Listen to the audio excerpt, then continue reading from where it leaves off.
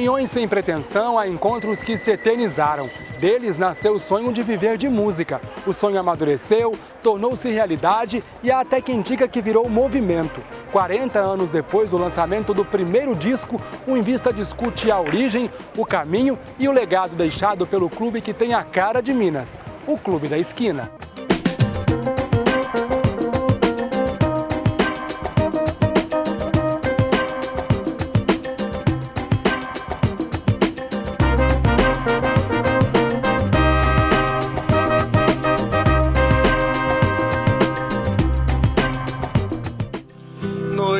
Chegou outra vez, de novo na esquina, os homens estão, todos se acham mortais,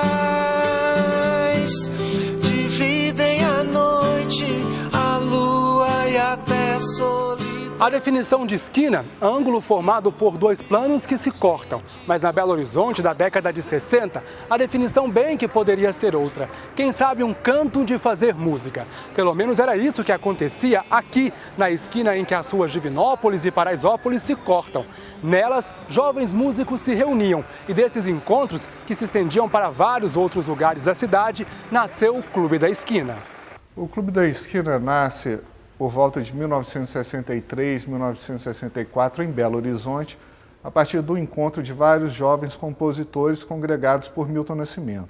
Esses jovens vêm do interior, a cidade seria o palco de encontro de diversidade, um encontro da cultura e também um encontro de pessoas dispostas a lutar contra a ditadura militar que tem início em 1964. O núcleo original do Clube da Esquina, que a gente pode dizer que começou com Milton, Wagner Tiso e com a família Borges, esse núcleo vem de uma geração de músicos que se formava nos bailes da vida. Tanto que um dos grandes clássicos do chamado Clube da Esquina é a música nos bailes da vida.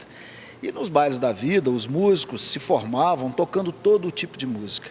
O próprio Milton com o Wagner Tiso começaram em Três Pontas com uma banda de baile chamada W's Boys. Tem uma história muito longa essa história do Clube da Esquina, porque na verdade começa muitos anos antes da gravação do Clube da Esquina, do disco, que hoje comemora 40 anos, que foi gravado em 1972. O Clube da Esquina veio preencher uma coisa musical que faltava, assim, que era uma linguagem universal. Misturou MPB com rock, com tudo que estava acontecendo no mundo e uma nova geração de poetas iluminados, escrevendo, assim, fazendo a cabeça da rapaziada mesmo. Então, acho que foi muito importante sobre esse aspecto. O disco já é uma outra história.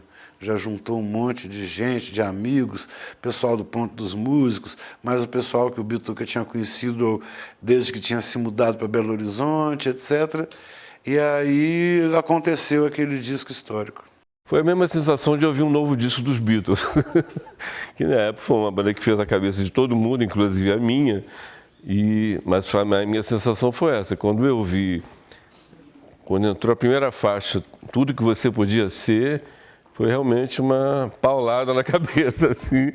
Ouvi aquilo em 72, 73, eu não me lembro exatamente o ano, acho que foi 72, né? Era muito novo, era muito atual, era muito na frente do tempo, era muito bom, né? Foi incrível mesmo. O Clube da Esquina é um disco histórico mesmo. Com sol e chuva, você sonhava que ia ser melhor depois. Você queria ser o grande herói das estradas, tudo o que você queria ser. Avenida Afonso Pena, entre Tupinambás e Curitiba. Na década de 70, aqui funcionava uma espécie de balcão de negócios da música. Vários artistas, entre eles o do Clube da Esquina, vinham para cá para negociar shows, discutir tendências. O Ponto dos Músicos, como ficou conhecido popularmente, era um lugar, sobretudo, para fazer amigos. Logo, o que mais inspirava e fortalecia os meninos do clube. As canções nascem primeiro da amizade e, mais tarde, da vontade de viver através da música. O Clube da Esquina vai cantar a cidade como palco da política, além do lugar do encontro. Eles vão cantar a necessidade de maior liberdade, Eles vão cantar a amizade como um vínculo associativo que transforma as organizações, os pontos de encontro, em grandes palcos, em grandes centros de circulação de ideias, circulação essa que também vai ser movimentada através das canções. Eles vão lutar contra a ditadura por meio da amizade, da liberdade, contra o conservadorismo da época. Quando a gente concebeu o disco, que fomos para a audição, a primeira audição em Belo Horizonte, que foi na minha casa lá em Santa Teresa, com uma porção de gente bacana ouvindo o disco, Paulinho da Viola estava junto, Tavinho Moura estava junto, Murilo Antunes estavam junto, que viriam a ser futuros membros do Clube da Esquina, quando gravaram o Clube da Esquina 2 em 79. Mas nessa altura do Clube da Esquina de 72, eles eram só amigos e ouvintes. Para você ver como é que a dinâmica da amizade foi exatamente a mola que criou o Clube da Esquina. O Clube da Esquina é uma reunião de artistas assim, de um talento ímpar, que pessoalmente para mim fizeram a minha cabeça. Era curtir a amizade. Se não fosse amizade, cada um estava no seu canto. Agora, a nossa amizade, a nossa grande amizade, nos uniu. E nos uniu basicamente em torno desse núcleo, que era formado ali pelo Milton, pelo Lô, pelo Beto Guedes, entendeu?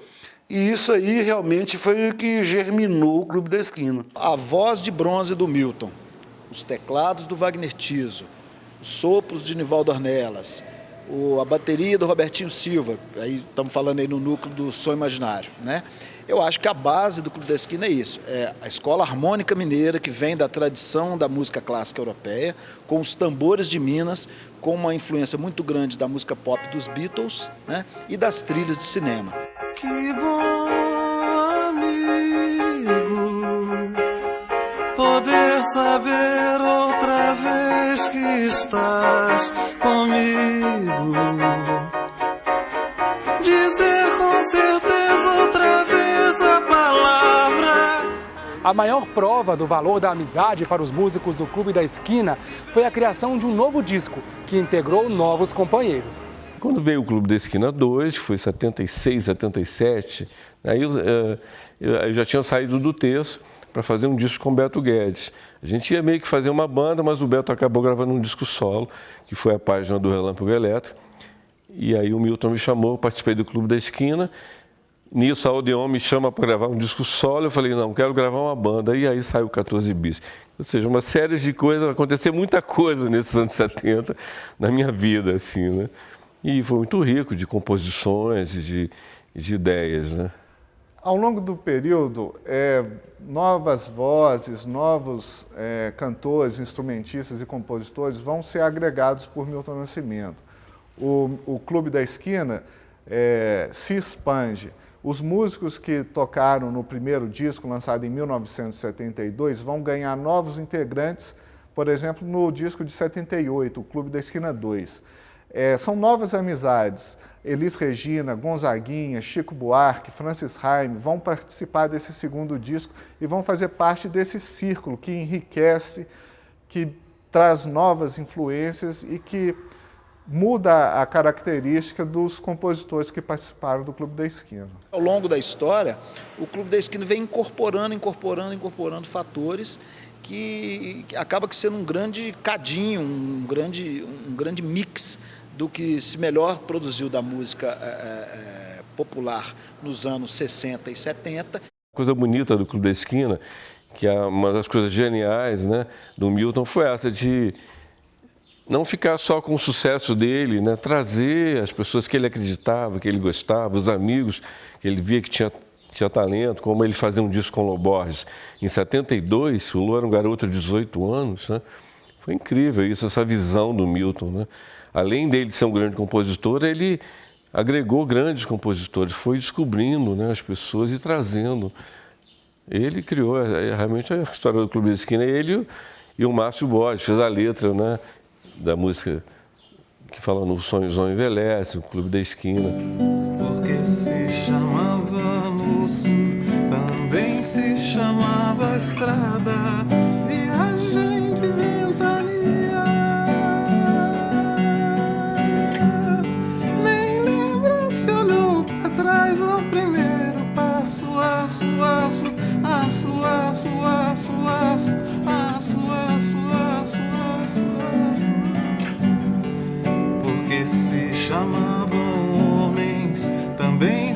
chamavam sonhos, e sonhos não envelhecem. E no próximo bloco, o movimento Clube da Esquina e o legado deixado por ele. O Invista volta já.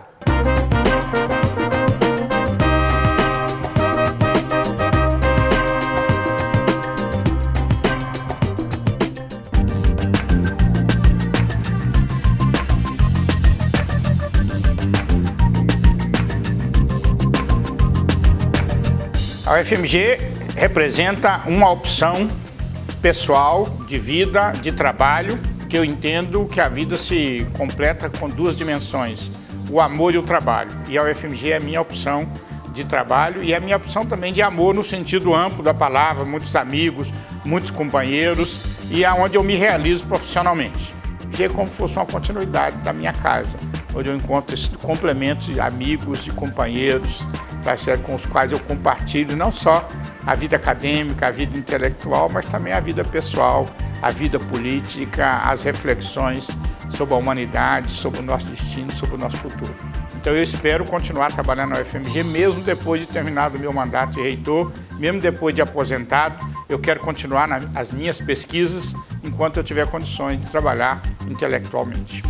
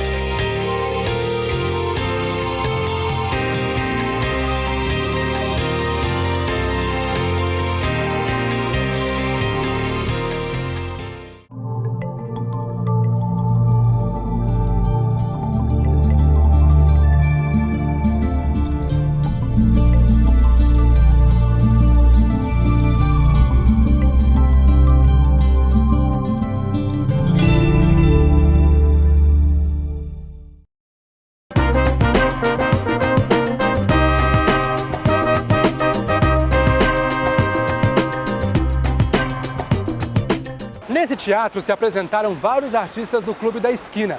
Na década de 70, esse era considerado o principal palco de shows da cidade e foco de resistência intelectual e artística ao regime militar. O fato de ter surgido nessa época ressaltou ainda mais o Clube da Esquina como um movimento. Uma coisa é certa, os sonhos daqueles jovens músicos se tornaram um patrimônio brasileiro. O momento mesmo do Clube da Esquina é o momento mais terrível da ditadura militar, porque é o momento mais repressivo, em que a censura está mais aguda. O governo, a partir do AI-5, em 68, os participantes do que a gente está chamando de Clube da Esquina, eles estão se reunindo ali por uma identidade que é cultural, basicamente, né? Não é uma identidade política, tá? Mas eles são originários de experiências políticas diferentes. Então, por exemplo, o Márcio Borges está na universidade, está vendo os amigos serem presos, etc., né? Então, e aí eu acho que essas experiências eles trazem as suas próprias vivências, aquilo que eles estão vendo.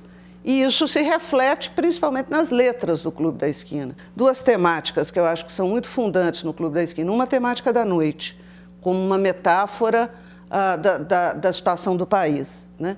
E a outra, a ideia de que a resistência armada é possível, como aparece, por exemplo, na Fé Cega, Faca Amolada, onde a questão da resistência armada, da luta armada, vai aparecer de forma muito forte. Deixar o céu amor crescer e ser muito tranquilo. Brilhar, brilhar, acontecer, brilhar, faca amolada. Eles nunca se assumiram como movimento. Não foi uma coisa que alguém sentou num lugar e resolveu, vamos criar o estatuto do Clube da Esquina. Não é isso. Foram músicos que foram se conhecendo e convivendo entre si, com personalidades muito diferentes, né? E que foram trocando informações e criando uma música diferenciada, né? Eu acho que o Clube da Esquina é um movimento cultural, tá? Ele não é um movimento de resistência à ditadura, ele é mais do que isso. Clube da Esquina, ele, antes de ser um movimento, ele foi um momento. Sabe, mais do que um movimento, ele foi um momento raro, onde vários talentos, várias pessoas vindas de várias origens se juntaram para fazer música, para fazer aquilo que gostávamos, que era curtir a amizade e fazer música. Então, se tem um movimento, foi um movimento, a bandeira desse movimento era a amizade. Não era nenhuma bandeira estética, ao contrário do tropicalismo, que tinha uma bandeira estética, ao contrário da bossa nova, que tinha uma bandeira estética, né, que era reformar o samba, estilizar o samba, o tropicalismo, que era carnavalizar a música, né, tornar uma visita ao feio, ao considerado feio, entre aspas, né? Ou seja, a Tropicália mais a bossa nova tiveram fundamentos, elas queriam ser alguma coisa. Nosso não, nós somos só um momento. Sei que nada será como antes amanhã. Que notícias me dão dos amigos? Que notícias me dão de você? Sei que nada será como está amanhã, depois de amanhã. Resistindo na boca da noite um gosto de sol.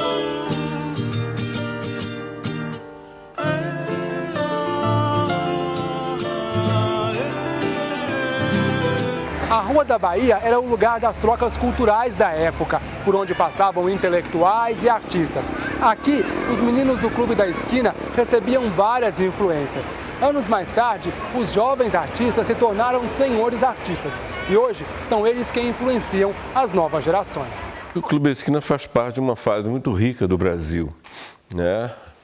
Rica e conturbada também, né? Porque os anos 70, o mundo vinha da Revolução Hippie dos 70, do pós-guerra. Então, vários movimentos eclodindo pelo mundo e o Brasil já tinha tido, inclusive, já a Bossa Nova, mas entrou no período da ditadura. A música, ela tem, né, esse pendão de romper fronteiras, de conseguir comunicar com outros povos, e o Clube da Esquina conseguiu muito fazer esse papel e valoriza muito a nossa cultura, a nossa identidade, e leva um povo a um refinamento, né, de sentimento, para saber mais respeitar o outro, se sensibilizar com a música, e as pessoas se tornando mais tolerantes umas com as outras, né? Eu acredito muito que a música ela tem um papel de transformação, que ela chega no coração das pessoas e fazem elas refletirem e procurarem ser melhor consigo e com os outros, com o próximo. Hoje em dia, apesar de muitos deles não estarem muito em contato uns com os outros, as parcerias diminuíram, eu acredito que essas canções elas ainda se tornam atuais na medida que elas ainda têm muito a nos dizer.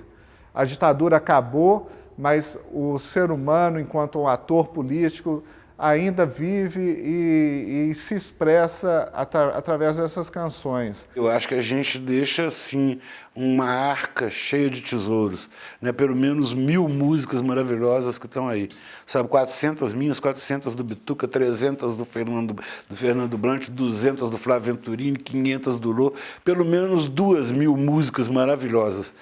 Pode botar isso tudo dentro de uma arca, e é o tesouro que a gente deixa para o futuro, não só do Brasil, mas da humanidade. O que a gente está deixando é muita coisa. Eu acho que Minas Gerais e Belo Horizonte, e a Universidade Federal de Minas Gerais, que abrigou parte dos componentes do Clube da Esquina, em algum momento, tem que se sentir muito honrados. É um privilégio que esse movimento, que um movimento dessa importância tenha surgido em Belo Horizonte e Minas Gerais, né? Ou talvez porque é Belo Horizonte, porque Minas Gerais foi possível existir um Clube da Esquina. E um rio de asfalto e gente entorna pelas ladeiras, encobre o meio-fio. Esquina mais de 1 milhão, quero ver então a gente, gente, gente, gente, gente, gente, gente, gente.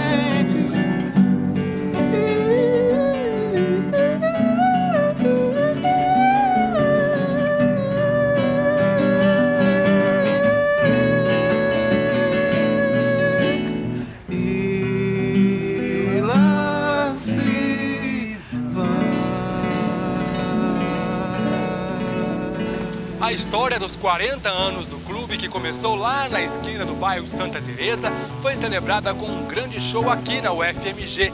Alguns integrantes do clube contaram um pouco mais sobre suas lembranças.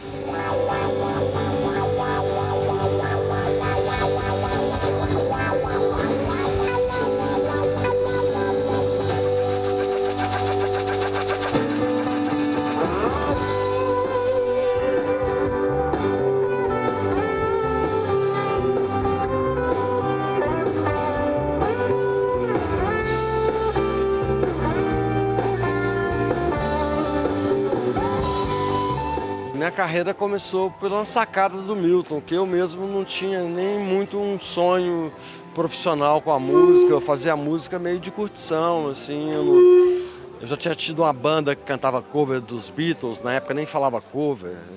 É tão antigo, isso é mais antigo do que a Última Ceia. A minha participação é mais do pianístico e orquestral, né? Eu sou de uma família europeia, né, de família do leste europeu.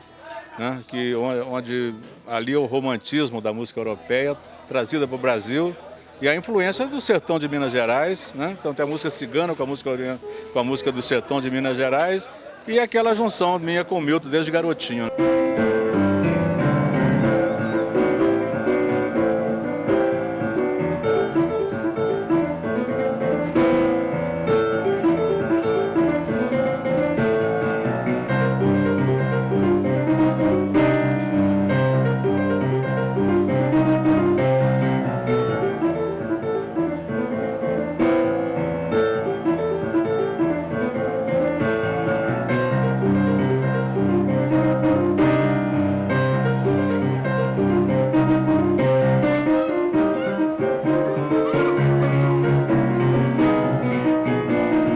Para mim, na realidade, um momento especial é quando a primeira vez que eu vi o Milton, que foi na mesma rua que eu nasci, a rua que ele foi criado, em Três Pontas.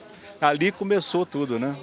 Então, ter conhecido o Milton naquele momento é o momento que foi a raiz que aflorou tudo. O dia que nós gravamos Noites do Sertão, por exemplo, o filme, depois a música, que o Milton foi ator do filme e eu fazia assistência de direção. A gravação que o Milton fez no Clube da Esquina 2, que ele gravou a minha música com o Flávio Venturini, Nascente, que é uma música bastante repertoriada, é das minhas composições a que é mais gravada, já foi gravada assim na China, na Suécia, Dinamarca, Japão, uma porção de lugares assim, muito longe daqui. A mais especial talvez tenha sido a do disco, o estúdio, em 72, uma galera, assim, umas 15 pessoas, assim, dentro do estúdio, criando, inventando moda para as canções, a liberdade de criação total. Costumo dizer que é uma oficina da criação,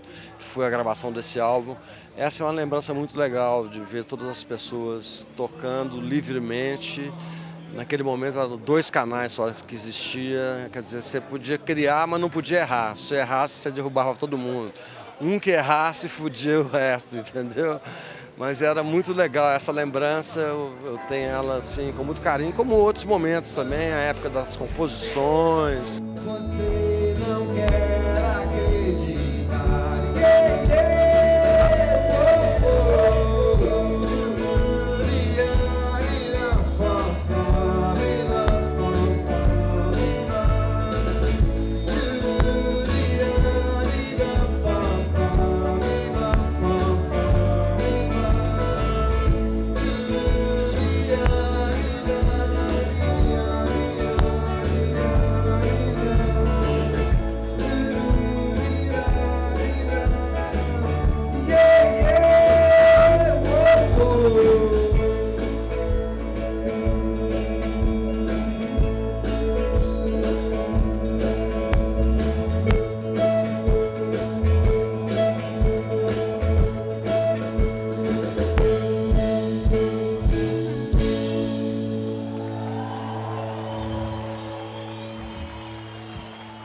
Não achava que fosse ser uma coisa que fosse durar 40, 50. Eu acho que agora o que dura 40 dura 50, né?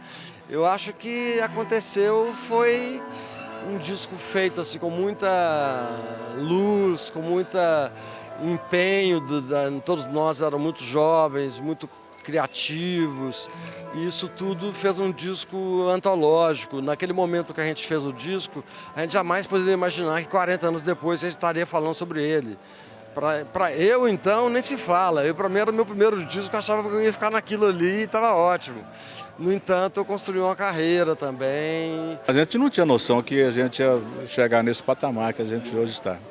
Acho que a gente deixou uma marca muito forte na poética do Clube da Esquina, né? Romântica, política, né? Mas a gente sempre queria o bem de todos, né? Uma justiça social grande.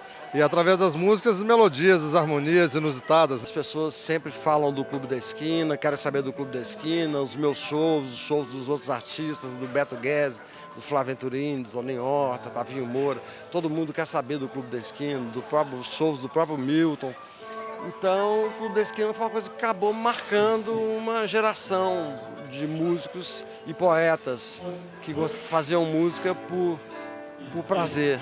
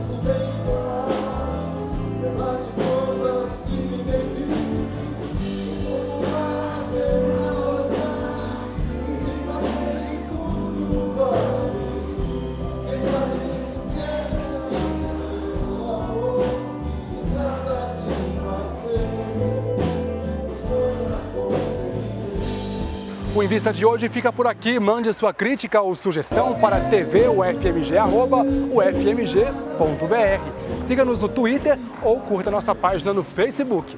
Até a próxima!